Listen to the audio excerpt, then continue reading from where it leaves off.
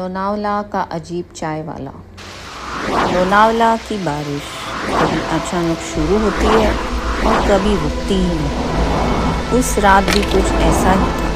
रोहित अपनी बाइक से मुंबई लौट रहा था। रात के करीब 12:30 बजे थे। पहाड़ी सड़क सुनसान थी, सिर्फ बारिश और तभी मोड़ के पास उसे एक छोटी सी चाय की दुकान दिखाई दी।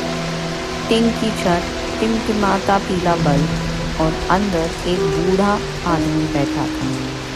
रोहित दुकान के पास जाके बोला, चाचा एक चाय मिलेगी?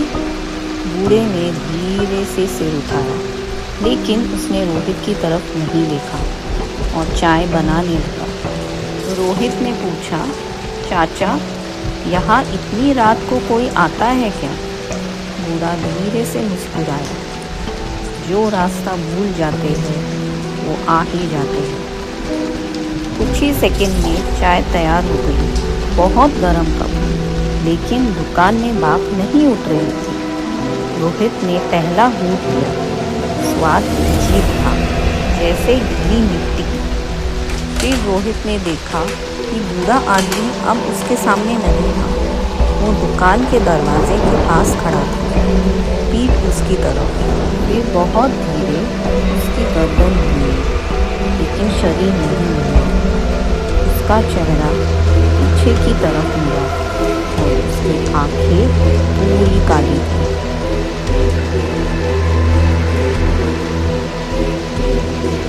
रोहित कप गिराकर बाहर भागा।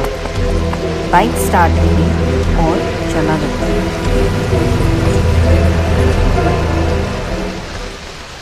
अगली सुबह 2 लोग चलते चलते एक टूटी फूटी दुकान के सामने आ गए।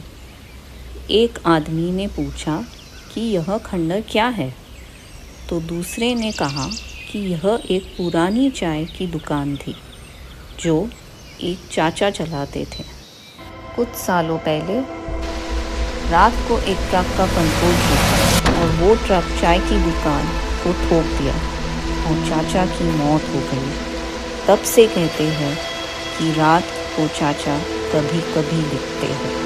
अगर आप कभी रात को लोनावला से गुजरे तो एक बात याद रखिए, बारिश में अगर आपको अचानक सुनसान सड़क पे एक पुराने चाय की दुकान दिखाई दे तो वहाँ रुकना मत।